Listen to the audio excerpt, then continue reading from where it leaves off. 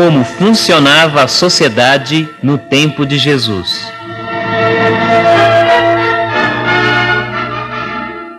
Quarta parte.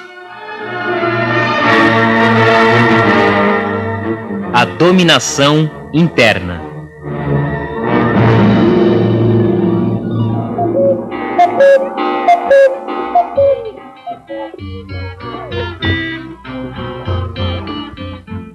Durante essa semana, tive a oportunidade de conversar com os companheiros sobre a dominação dos poderosos.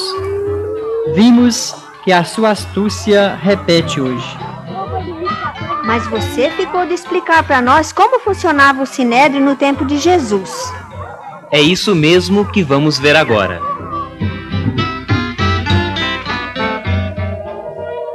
Então, além da dominação externa dos romanos, além da dominação de Herodes Antipas na Galiléia, a Palestina, principalmente a Judéia no sul, era dominada internamente pela classe dos ricos proprietários de terras que faziam parte do Sinédrio.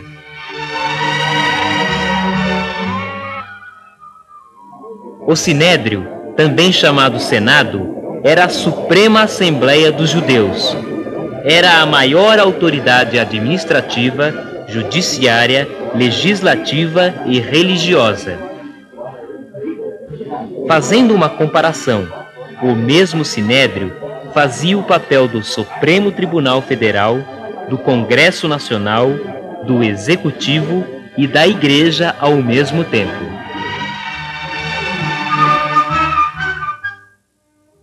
Quer dizer que no tempo de Jesus, entre os judeus, não tinha separação entre o Estado e a religião? É mesmo, era uma coisa só. Quem mandava em tudo era o Sinédrio, e a única lei escrita em rolos que os judeus tinham era a Bíblia. Ela incluía o que para nós hoje seria a lei civil e religiosa. Tudo era considerada como lei de Deus. O Sinédrio era composto por 71 membros. Primeiro, o sumo sacerdote, escolhido pelos romanos. Segundo, os chefes dos sacerdotes ou os grandes sacerdotes, que ocupavam os postos mais importantes do Templo de Jerusalém. Terceiro, os anciãos, chefes das famílias mais ricas e poderosas da Palestina. Quarto, os escribas, os grandes intelectuais da época. O sumo sacerdote era a mais alta personalidade dos sacerdotes e de todo o povo judeu. Isso devido ao papel que ele exercia no templo. A autoridade do sumo sacerdote vinha do templo e do respeito que o povo tinha pelo templo. Para o povo, nada havia superior ao templo. No tempo de Jesus, o poder do sumo sacerdote ficava nas mãos de uma família só, a família de Anás e Caifás, que estavam no auge do poder. Era a família mais poderosa do país. Com razão, foi essa família que liderou a conspiração para condenar e mandar matar Jesus.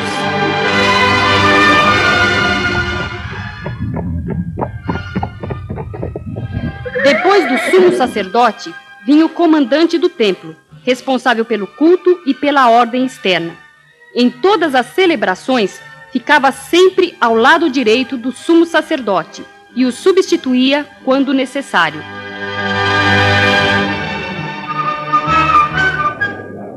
Logo abaixo do comandante, vinham os grandes sacerdotes ou chefes dos sacerdotes, que moravam em luxuosos palácios. Eram sacerdotes que conseguiram ter na mão todos os postos influentes do templo, do culto, das finanças e da vigilância do templo. Eram quase todos parentes do sumo sacerdote.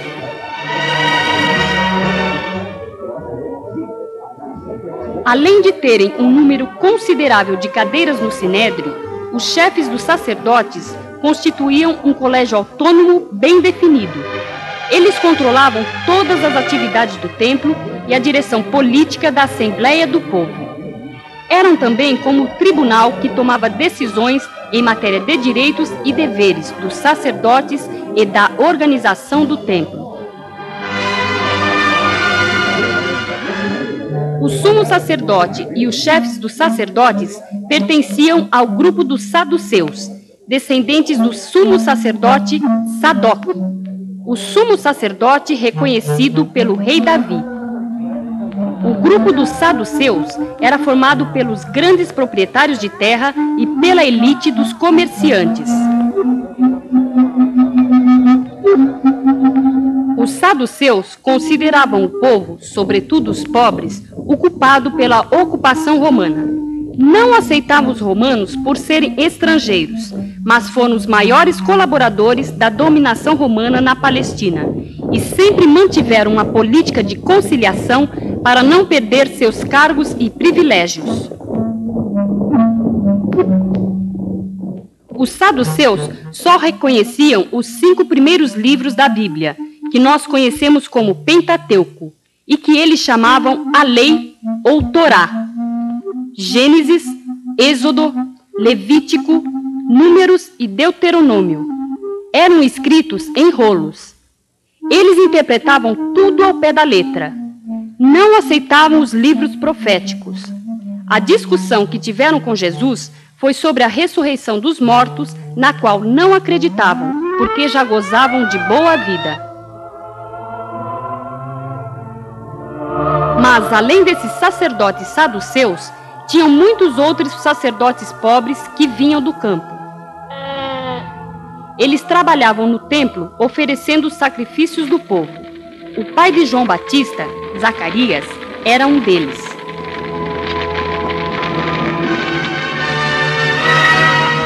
Os anciãos, outros membros do Sinédrio, eram chefes das famílias mais ricas, mais influentes e mais poderosas da época de Jesus. Não eram sacerdotes, mas leigos. Eram os maiores proprietários da terra do país.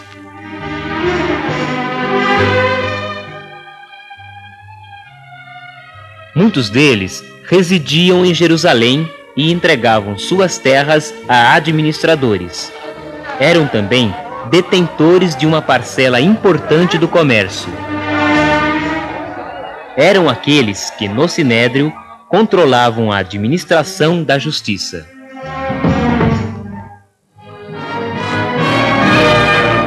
Os escribas ou doutores da lei, que faziam parte do Sinédrio, eram os grandes intelectuais da época. Sua influência e poder não se media pela nobreza e nem pela posse ou profissão, mas pelo saber, o conhecimento da lei contida na Bíblia e outros conhecimentos a qual o povo não tinha acesso. Eles eram os especialistas na interpretação da Sagrada Escritura.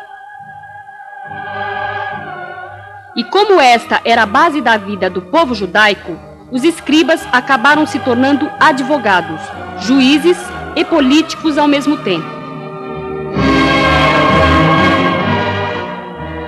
No Sinédrio, se apresentavam como juristas para aplicar a lei de Moisés em assuntos governamentais, administrativos e em questões judiciárias.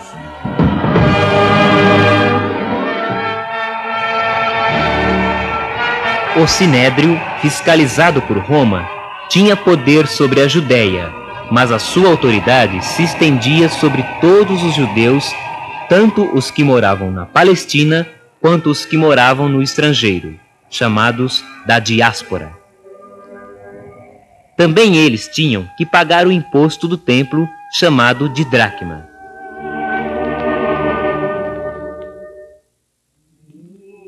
O local onde funcionava o Sinédrio era o templo em Jerusalém. Com efeito, tudo funcionava no templo: o poder religioso ou cultual, o poder político, o poder econômico e o poder judiciário, tudo dirigido pelo Sinédrio.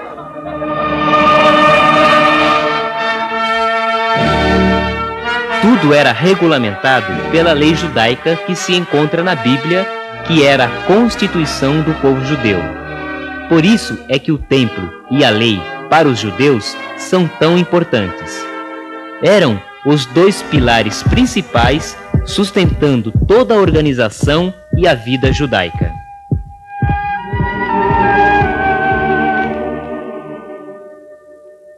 Era o que dava segurança e poder aos grandes e poderosos. Por isso, entende-se por que se revoltaram contra Jesus quando mexeu com a lei e com o templo.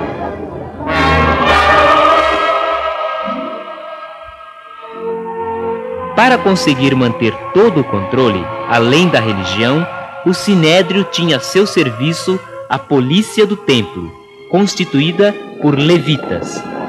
A polícia era chamada para diversas operações de segurança dentro e fora do templo. Foi esta polícia que os chefes dos sacerdotes e fariseus, membros do Sinédrio, mandaram para prender Jesus e voltaram sem prendê-lo. Eles disseram: Jamais alguém falou assim.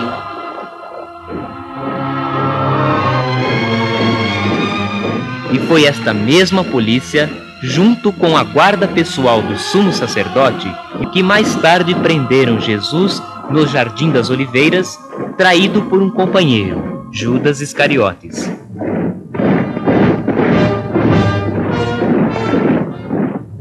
Assim, na Palestina, no tempo de Jesus, vemos a seguinte situação. Primeiro, o poder político absoluto. Os romanos, que dominavam na base da força o mundo da época através do César, obrigando todos os países submissos a eles a pagarem os impostos.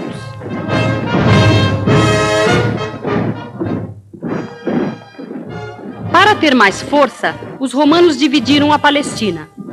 A Galileia, onde morava Jesus, ficou com Herodes Antipas, e a Samaria e a Judéia ficou com Pilatos, procurador romano.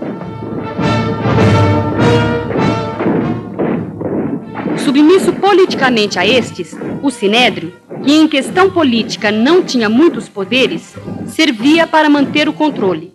Servia também para evitar que o povo se revoltasse contra os romanos, o que provocaria represálias terríveis.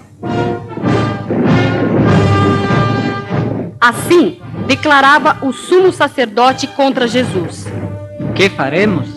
Este homem realiza muitos sinais. Se o deixarmos assim, todos crerão nele e os romanos virão. Destruirão o nosso lugar santo e a nação. Foi este Sinédrio que condenou Jesus e exigiu sua morte.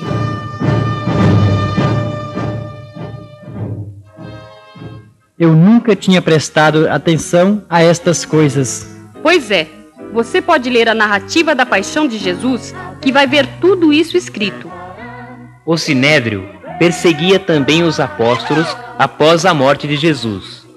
E isto está escrito nos primeiros capítulos dos Atos dos Apóstolos.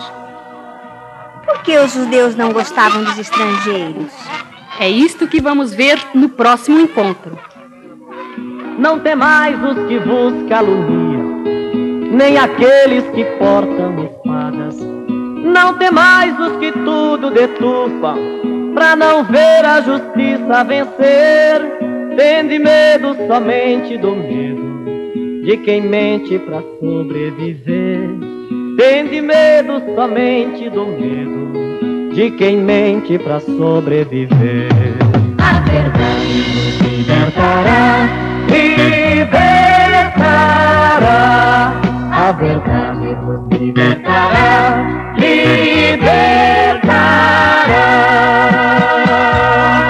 Não temais os que vos ameaçam com a morte ou com difamação.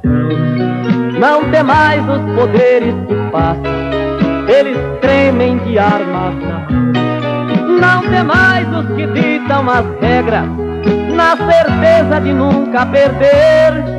Tende medo somente do medo de quem cala ou quem finge não ver. Tende medo somente do medo de quem cala ou quem finge não ver. A verdade nos liberta.